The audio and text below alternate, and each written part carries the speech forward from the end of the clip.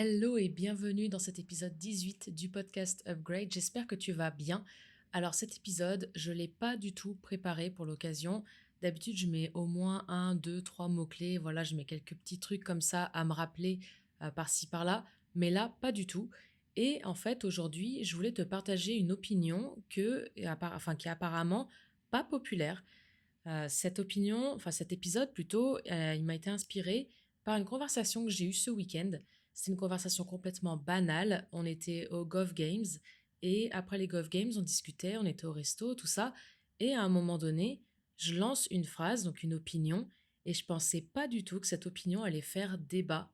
Et pourtant, ça a été le cas. Donc je vais la partager avec toi aujourd'hui parce que je pense que c'est intéressant déjà d'avoir des points, des avis différents, pardon, des points de vue différents.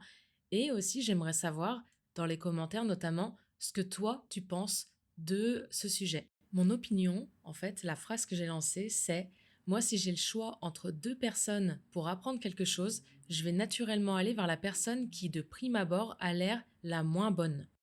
Alors, pour clarifier un petit peu cette position, je vais te donner des exemples. C'est les mêmes exemples que j'ai donnés à la personne qui était en face de moi à ce moment-là et avec qui j'ai débattu de cette opinion. Par exemple, imaginons que je veuille apprendre à faire une traction. Ce qui est d'ailleurs le cas. Enfin, là, j'en fais une, tout ça, mais j'aimerais bien augmenter mon nombre de tractions. Et elles sont pas hyper clean, elles sont pas hyper propres.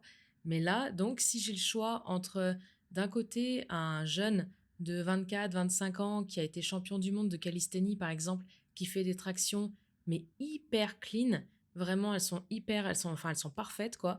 Et à côté, j'ai le choix entre donc lui et une autre personne qui est potentiellement, je sais pas, une femme en surpoids qui fait quelques tractions. Elles sont pas parfaites, elles sont pas hyper clean, mais par contre, elle sait les faire. Eh bien, moi, je vais avoir tendance à aller voir plutôt cette personne-là plutôt que le champion de calisthénie qui a des tractions les plus clean. Pourquoi? Eh bien, tout simplement parce que dans ma tête, en tout cas, c'est ma façon de penser, j'ai tendance à croire que la deuxième personne, donc celle qui est en surpoids, qui fait des tractions un peu moins clean et qui en fait moins aussi, mais qui sait les faire quand même, elle a dû trouver des stratégies, elle a dû essayer beaucoup de choses pour parvenir à ce résultat, alors que la première personne, donc là le jeune qui est champion de calisthénie, tout ça, en l'occurrence c'est vraiment quelqu'un que je connais, hein. Là je me base sur des images que j'ai vraiment en tête.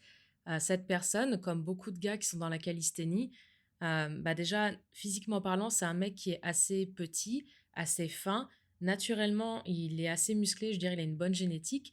Et en fait, je pense, je suis même convaincue que pour être en capacité de faire les tractions qu'il fait actuellement, pour qu'elles soient aussi clean, ça lui a demandé beaucoup moins d'efforts, beaucoup moins de recherche, beaucoup moins de stratégie, etc., de différents trucs à essayer, que la deuxième personne qui a une génétique qui n'est pas forcément en sa faveur et qui pourtant arrive à faire des tractions peut-être un petit peu moins clean, mais elle y arrive quand même. Et donc moi, parce que j'ai pas non plus la bonne génétique pour ce genre de choses, parce que j'ai commencé aussi très tard, que je suis pas sportive de base, je vais avoir tendance déjà d'une part à m'identifier plus facilement à la deuxième personne, que ce soit un homme ou une femme, hein, d'ailleurs c'est pareil, mais si c'est une femme c'est encore mieux parce que je sais que la force, notamment dans le haut du corps, est pas du tout la même chez les hommes et les femmes de manière physiologique.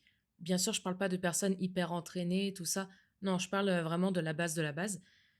Et en plus de ça, en plus de m'identifier à cette personne, je vais avoir tendance à croire, donc comme je l'ai dit, que les stratégies qu'elle a trouvées, les façons qu'elle a trouvées en fait pour arriver à ses fins sont peut-être un peu plus nombreuses, un peu plus diverses. Et du coup, dans toutes ces méthodes qu'elle a peut-être trouvées, il y a peut-être la méthode qui va me convenir. Alors que une personne pour qui c'est naturellement plus simple va peut-être pas aller chercher en profondeur dans les petits détails, etc. Et cet exemple, en fait, je l'ai dans plein de domaines. Par exemple, si je vais, je sais pas, chez une diététicienne pour perdre du poids, naturellement, si j'ai le choix entre deux diététiciennes, une par exemple qui, je sais, a perdu, je sais pas, 20, 30 kilos d'elle-même, tout ça, qui s'est passionnée par la nutrition, qui a décidé d'en faire son métier parce que vraiment ça a été son déclencheur, et l'autre à côté qui est aussi intéressée par la nutrition, mais qui a toujours eu, pareil, une bonne génétique, qui a toujours été mince, qui n'a jamais eu vraiment besoin de comprendre comment fonctionnent les différents types de corps et comment les différents types d'alimentation peuvent impacter les résultats en fonction du type de corps, etc., eh ben, je vais me diriger naturellement vers la première. Et ça, c'est même si je suis consciente que les deux personnes ont le même diplôme. Je sais qu'elles ont fait les mêmes études, elles peuvent être allées dans la même école, avoir littéralement le même diplôme et les mêmes compétences sur le papier. Et pourtant, En tout cas, c'est vraiment mon opinion encore une fois, c'est pas une vérité universelle, mais je vais avoir tendance à me diriger vers la personne pour qui atteindre ce résultat, le résultat qu'elle a actuellement, aura été plus difficile.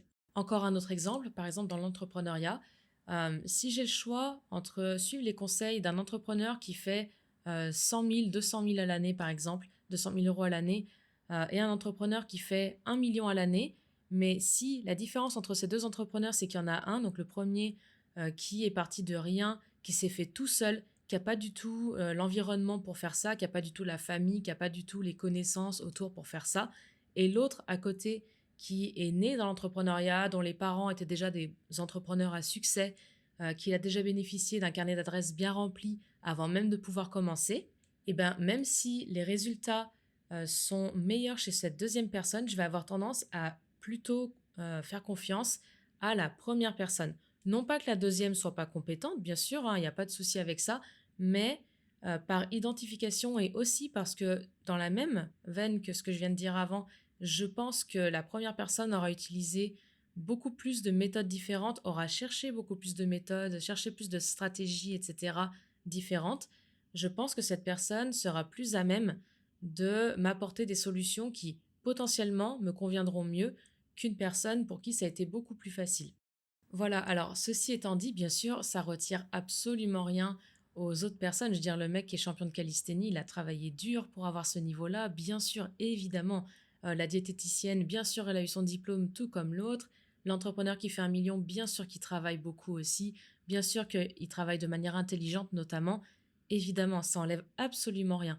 Moi, je dis juste que j'aime, en tout cas, enfin naturellement, j'ai tendance à aller vers les personnes pour qui de prime abord, les résultats ont été plus difficiles à obtenir que pour des personnes qui, de prime abord, semblent être vraiment faites pour ces résultats, en tout cas faites pour ce genre de choses. Mais d'ailleurs, même à titre personnel, c'est aussi quelque chose que j'applique à moi quand moi-même, je dois enseigner des choses ou je dois aider des personnes, tout ça. Un exemple tout bête, c'est la musique. Donc pendant 17 ans, j'ai été batteuse et percussionniste professionnelle. Je fais de la batterie depuis 25 ans maintenant, ouais, quelque chose comme ça, 25 ans, des percussions depuis 26. J'ai eu des professeurs en percussion. Par contre, la batterie, je l'ai apprise totalement seule. Et c'est pas du tout la même chose, hein. C'est vraiment pas les mêmes techniques, c'est pas les mêmes instruments, etc. Et quand j'ai appris la batterie, à l'époque, j'avais ni internet, j'avais même pas d'ordinateur à la maison, j'avais pas de batteur autour de moi, j'avais pas de prof qui avait voulu m'apprendre la batterie. J'avais rien, j'avais pas YouTube, etc. J'avais absolument rien. Uniquement de la musique, mon oreille, voilà, et mon sens de l'écoute, mon sens musical. Et de ce fait-là, ça m'est déjà arrivé à l'époque où je donnais quelques cours de batterie dans mes jeunes années pour me faire un peu d'argent, de pas savoir aider certains de mes élèves parce que tout simplement, les choses que je leur expliquais, pour moi, elles me paraissaient innées et je comprenais pas comment ces personnes ne pouvaient pas comprendre ça. Par exemple, être en rythme, comprendre comment se place la mesure, où est le un, enfin le premier temps, où est le quatrième temps de la mesure par exemple. Pour moi, c'est des choses qui me paraissent tellement évidentes et en fait, je comprenais pas comment les gens pouvaient ne pas ressentir ça et j'avais du mal à l'expliquer. Alors du coup, je pense qu'une personne qui a eu du mal avec ça aussi, mais qui a fini par comprendre, qui a fini par développer ses propres méthodes pour comprendre notamment voilà, comment se placent les temps dans une mesure, etc. Je pense que cette personne, elle est plus à même d'expliquer à un plus large panel d'élèves qui n'ont pas forcément les compétences innées que moi j'ai pu avoir quand j'étais enfant et que j'ai appris toute seule. Enfin voilà, je voulais vraiment partager cette opinion aujourd'hui avec toi parce que vraiment elle a fait débat, on a parlé pendant très longtemps de cette opinion à table. Je pensais vraiment pas que ça allait faire un tel débat et je trouvais ça intéressant de partager ça avec toi et surtout de voir ce que toi tu en penses. Donc j'attends vraiment ton opinion dans les commentaires sous l'épisode, donc que ce soit sur Spotify, sur Apple Podcast, sur mon site également, sur YouTube aussi, parce que maintenant le podcast est sur YouTube. Donc voilà, si tu veux bien me dire dans les commentaires ce que toi tu penses à ce sujet, est-ce que toi tu préfères apprendre de quelqu'un qui visuellement a un excellent niveau ou de quelqu'un qui est peut-être un peu moins bon mais pour qui le résultat a été plus difficile à obtenir. Voilà, en tout cas j'attends ta réponse dans les commentaires. Bien sûr, comme d'habitude, si cet épisode t'a plu, je t'invite à mettre 5 étoiles ou un like.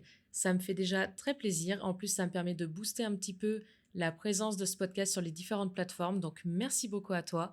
Je te retrouve dans le prochain épisode et d'ici là, très belle journée à toi.